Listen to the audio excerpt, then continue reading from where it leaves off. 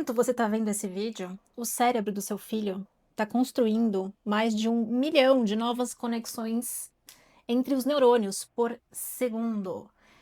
E olha que magnífico, são justamente essas interações entre neurônios que vão definir os caminhos que o seu filho vai conseguir percorrer lá dentro da cabeça dele quando ele for adulto.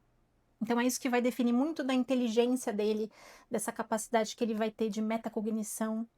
É isso que vai definir muito das habilidades sociais, emocionais, psicomotoras, mas essa super capacidade de aprendizado, esse cérebro esponja que acontece desde o nascimento até os 6 anos de idade, mais ou menos, tem uma característica: tem prazo de validade. E aí eu te pergunto, mami, você tá aproveitando essa janela de ouro com seu filho? Tô chegando. Muito prazer! Esse é o meu primeiro vídeo aqui no YouTube, então eu ainda não estou acostumada com essas questões de falar para a câmera, então peço paciência para quem está me assistindo nesse vídeo. Para quem não me conhece, eu sou Mari Blecker, fundadora da Jabuti Lelê, que é uma empresa brasileira que trabalha com educação integral e desenvolvimento infantil na primeira infância. E eu tô aqui para trazer para você, mãe, um pouquinho da ciência do desenvolvimento para você usar na sua casa, educar o seu filho com uma educação com base na ciência, sem culpa, sem modismo e sem pressão. E agora vamos ao que interessa. De onde veio essa expressão da janela de ouro? O que aconteceu é que essa expressão é popular. De 20, 30 anos para cá, aconteceu um boom na produção de artigos científicos sobre desenvolvimento infantil. Nasceu o exame de ressonância magnética, equipes de especialistas começaram a conseguir fazer rastreamento de funcionamento de atividade cerebral de criança desde o nascimento, e aí eles foram conseguindo mapear movimentos do aprendizado cerebral, corporal, durante os primeiros anos de vida. E aí que eles descobriram, depois de muito tempo estudando, 3 coisas interessantes. 90% praticamente da arquitetura cerebral do seu filho vai ser formada até os 6 anos de idade. O que isso significa na prática? Tudo que acontece no ambiente vai ser única e exclusivamente responsável para formar o cérebro da sua criança? Não. Mas que do 0 aos 6 anos, que o cérebro do seu filho é extremamente plástico. Ele absorve muita coisa, então ele vai imitar você, ele vai imitar o ambiente onde você vive, o jeito que você fala, os seus trejeitos. Segunda descoberta, super importante. Teve um cara, vou pegar minha colinha aqui, que chamava Donald Hebb. Ele descobriu que neurônios que se ativavam juntos se conectavam juntos. Dependendo do estímulo ambiental que uma criança vivia, ela acessava determinadas partes do cérebro em conjunto ou separadamente. Então, tudo a depender da experiência que aquela criança estava vivendo. Terceira coisa que foi descoberta e que revolucionou um modo, a maneira como a gente enxerga a educação infantil, a criação de um filho. 60% da nossa carga genética determina como as crianças vão desenvolver, demonstrar as habilidades motoras dela. Então, o momento em que ela vai engatinhar, o momento em que ela vai sentar, o momento em que ela vai começar a andar. Mas, em relação às capacidades de inteligência, cerca de 75% depende da genética? Não, do ambiente, mano. Olha que coisa louca. Então, até os 6 anos de idade, 25% mais ou menos daquilo que a criança vai demonstrar em termos de comportamento, de aprendizado, está sendo influenciado pela genética. Os outros 75% está dependendo do que você está apresentando para o seu filho. E aí, qual que é a consequência disso? Primeiro, até os 6 anos, o ambiente, a casa, as experiências que o seu bebê vive é protagonista. Dos 6 para frente, essa balança começa a se desequilibrar a favor da genética. Então, essas relações entre os neurônios, essas conexões, já vão começando a se sedimentar, dependendo da ativação ou não que essa criança viveu durante os 6 primeiros anos de vida. E aí, a partir disso, essa criança vai começar a ter manifestações de habilidades motoras e de inteligência cognitivas jamais dependentes da genética dela. O que que muda então? Você vai me perguntar, poxa, mas o que que adianta então, se no final das contas o que vai mandar vai ser genética? Mais ou menos, porque o que a gente pode entender dessa relação, dessa descoberta, né, genética versus ambiente para a educação de um filho, é o seguinte: por mais que exista um mapa que já nasce com ele, o chipzinho dele, o que vai mudar é a maneira como você vai usar esse chip, e é isso que vai dizer se essa criança lá na frente vai ter mais conexões ativadas e que, portanto, terá mais ferramentas para usar quando precisar resolver problemas e ter capacidades sociais e emocionais específicas do que uma criança que só dependeu ali do desenvolvimento da genética. Não sei se deu para entender, mami. Nesse primeiro vídeo eu tô meio confusa, tá? Acho que eu vou demorar um pouco para me acostumar. Mas o que é importante você entender aqui é o seguinte: existe genética e existe ambiente, certo? Faz diferença o ambiente. Guarda isso e vamos para o próximo ponto. O que foi acontecendo, né? Depois desse boom de artigo científico e descobertas, criou-se um arcabouço gigantesco de saberes sobre a criança, sobre a infância. Nenhuma dessas informações chegava para as mães, por vários motivos. Todo esse saber acabava sendo veiculado em artigo científico. Quem lê artigo científico, a não ser um cientista, um pesquisador, um estudioso, outro motivo que dificultava para uma mãe comum, como eu, acessar esses saberes. Era uma bagunça. E isso eu percebi muito quando meu filho nasceu. Eu queria só entender como é que eu ajudava ele. Que estímulo que eu tinha que dar para ele. É pedir muito, mami? Não é, né? E aí eu não conseguia. Porque o que eu fazia? Olha o erro, né? Olha assim, a imaturidade de mãe, né? Por mais que fosse pesquisadora, é mãe de primeira viagem, né? Eu pesquisava essas coisas na internet. Eu pegava uma diquinha ali, uma diquinha ali. Claro que tudo eu ia lá e ver fonte, conferir o artigo científico, via se tinha embasamento. E eu acho que isso foi me confundindo num tanto, porque cada coisa falava de um jeito, e aí quando eu ia para rede social, olha a bobagem, eu ia para rede social, começava a acompanhar aqueles gurus parentais, assim, e aí cada um falava uma coisa. E um falava, dava uma informação, o outro dava uma informação praticamente oposta e conflitante, e eu ficava maluca, sem saber o que fazer. Por isso que chegou uma hora que eu falei, chega, eu vou organizar isso.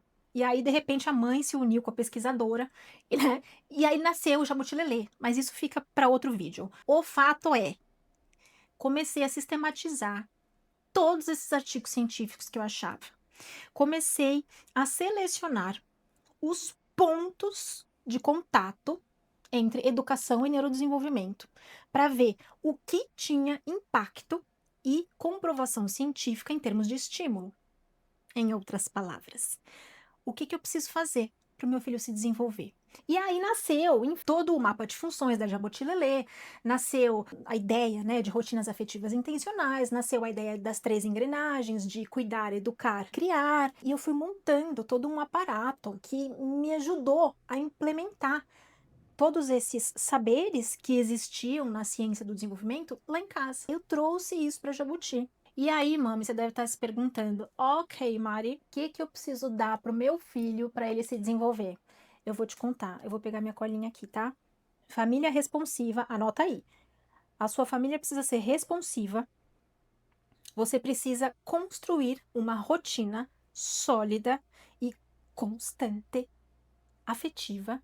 Dentro dessa rotina afetiva, você precisa colocar brincar estagiado, e você pode usar os próprios atos de cuidado para conseguir desenvolver e estimular o seu filho em habilidades específicas. Essa foi a segunda coisa. Terceira coisa, ensinar habilidades essenciais para o seu filho, para a vida no futuro dele, durante a infância, para o futuro do mercado de trabalho.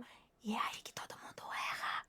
E quarta coisa é dar segurança e afeto. Então, na pirâmide da infância próspera, que vai aparecer aqui para vocês, vocês vão ver que existe uma base e existe um estágio em cima do outro. Ela mostra as necessidades de toda criança. Então, na base, você vai ver que tem cuidados, né? Cuidados e segurança. Se você sobe um pouquinho, você vai ver que o que você precisa dar para uma criança é, além de segurança emocional, você também precisa ajudá-la a construir a autoestima, que é isso que vai ajudá-la no futuro a se sentir capaz de fazer as coisas. E lá na ponta da pirâmide você vai encontrar essa pontinha azul, que nada mais é do que o aprendizado de habilidades essenciais para a vida. É aquela caixinha de ferramentas que você vai dar para o seu filho e que ele vai usar a vida inteira no trabalho, com a família, com os amigos, e que a gente até hoje não sabia muito bem como ensinar. A gente dependia muito do instinto materno. E hoje em dia a gente não precisa mais. Então, assim, se você cuida da base da pirâmide, dando segurança e atendendo às necessidades fisiológicas da criança, mantendo limpa, dando alimentação, cuidando bem do sono, você gabaritou a base da pirâmide. Aí você sobe. Você vai para a base emocional, para a construção da base emocional. Sobe mais um pouquinho, você vai para a parte de ensinamento de habilidades fundamentais para a vida. E uma coisa importante é que essa pirâmide, ela não é construída em etapas, né? O bebê nasce, você dá cuidados básicos, põe para comer, dormir e tomar banho. Não, não é.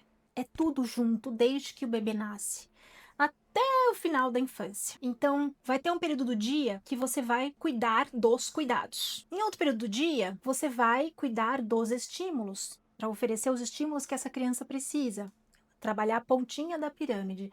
E você vai fazendo tudo isso sempre junto, incluindo esses cuidados, misturando com atos de criação e educação dentro da própria rotina. Mas, para este vídeo aqui, o que importa, que eu quero que você conheça da Jabuti, é essa noção da pirâmide. Entender que existem 3 níveis: cuidado, criação e educação.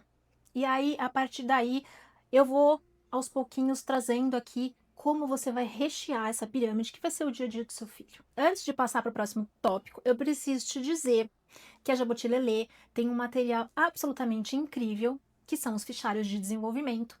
Eu vou deixar o link aqui embaixo na descrição, se você quiser dar uma olhada, se te interessar. Aqui em casa eu usei com o meu filho e eu uso até hoje, porque é um material muito maravilhoso, em que eu trago toda essa sistematização e eu coloco tudo isso em diferentes caixinhas de habilidades. Habilidades psicomotoras, cognitivas, socioemocionais, sensoriais. E dentro de cada habilidade eu trago os marcos de desenvolvimento para cada habilidade. Olha que rico isso, mãe! E ideias de brincadeiras, porque eu sei que o que é uma vida de mãe. Eu coloquei uma parte desse fichário para cada habilidade, eu trago um texto, com os marcos, com uma coisa mais profunda. Se você tiver corrida, você vira a página, porque lá você vai encontrar bolhas coloridas, maravilhosas. Ali você vai encontrar só assim, ó, para estimular tal coisa, faça tal coisa. Ponto. Se você quiser um dia exercitar memória. Meu, são 7h35, a criança precisa dormir às 8 horas, bate o olho lá na bolha. Nossa, vou oferecer tal tipo de jogo aqui, porque eu sei que eu vou conseguir estimular essa habilidade na minha vida. Resolve sua vida, mami. E agora, eu quero falar um pouco sobre o que não fazer. Que eu acho que é importante a gente entender o que a gente tem que fazer, mas eu também vejo que fazer certo, né? Como mãe, para ensinar uma criança pequena, exige uma coletânea de novos saberes, né? Quando a gente vira mãe, a gente vai coletando essas coisas, esses saberes, esses fazeres em diferentes lugares. O que eu acho importante? Enquanto a gente está trabalhando essa coleção de coisas, que aos pouquinhos eu vou trazendo aqui para você através da Jabuti, eu quero te falar o que você não deve, ou pelo menos não deveria, ou pelo menos seria bom evitar fazer, tá? Mas assim, sem terrorismo materno, tá bom? Sem discurso do medo, porque eu não suporto guru parental que fica fazendo isso, usando o discurso do medo, ameaça para convencer as mães a comprarem produto, a fazerem o que eles estão mandando elas fazerem. Tem uma galera que faz isso e eu fico muito brava. Vamos lá, o que não fazer? Anota aí. Excesso de telas desde criança. A Sociedade Americana de Pediatria tem lá a tabelinha. A Sociedade Brasileira de Pediatria tem a mesma tabelinha, igualzinha. Recomendo olhar a tabelinha, deixar lá salva em algum lugarzinho e usar, certo? Segunda coisa, falta de rotina, mami.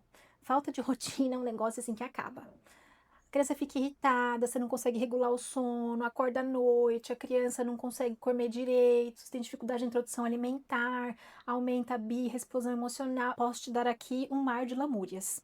O fato é, tudo para te dizer, estabeleça uma rotina e siga essa rotina com constância. Terceiro erro é a superproteção. Quando você superprotege uma criança, desde que ela é pequenininha, nenezinha, até conforme ela for crescendo, você vira uma chavinha nela, que é a chavinha da sensação de incapacidade. Ela vai sentir que ela não é capaz de fazer as coisas. E ela vai sentir que ela precisa de você sempre que precisar fazer qualquer coisa.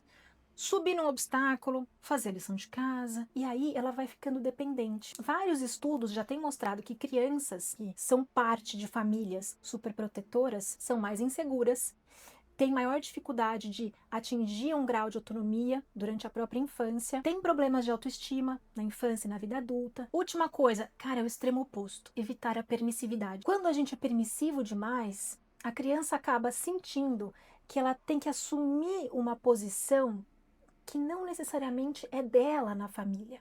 E ela sente um peso por isso, porque ela também sente que não necessariamente ela vai conseguir dar conta do recado, por exemplo, de decidir o que todo mundo quer jantar hoje, ou para onde ela vai nas próximas férias. Isso é papel do adulto. A permissividade produz efeitos negativos a longo prazo, e um deles, que já tem muitos estudos comprovando, é a dificuldade de relacionamento na fase adulta. Com isso, eu encerro este vídeo dizendo o que janela de ouro foi um termo popular que inventaram para trazer para a gente essa noção de que existe um período muito importante de desenvolvimento em que a educação precisa estar muito presente, porque ela realmente fará a diferença na formação cerebral do longo prazo da criança. E esse período é desde o nascimento até 5, 6 anos de idade. Para te ajudar a entender, mami, se você está conseguindo de fato ajudar o seu filho a se desenvolver, eu fiz um quiz. Eu vou deixar o link aqui embaixo. Você clica lá, faz um cadastrinho rápido, até para a gente conseguir depois te mandar um material mais assertivo. É um quiz gratuito. E você vai conseguir entender duas coisas. Se você está ajudando seu filho a se desenvolver, independentemente da idade dele, porque lá você vai dizer pra gente conseguir rastrear tudo direitinho pra você. E você vai conseguir entender qual que é o seu estilo de maternidade. Se você hoje tá no modo de maternidade de sobrevivência, se você é uma mãe deixa a vida me levar, ou se você já é uma mãe consciente e que trabalha com intencionalidade para cuidar, criar e educar o seu filho. E eu gostaria de fazer um adendo aqui, sem roteiro, tá, gente? Eu separei uns livros aqui só para te mostrar. Depois que teve esse boom, né, de 1990 para cá, finalzinho da década de 80 para cá, de produção científica sobre infância.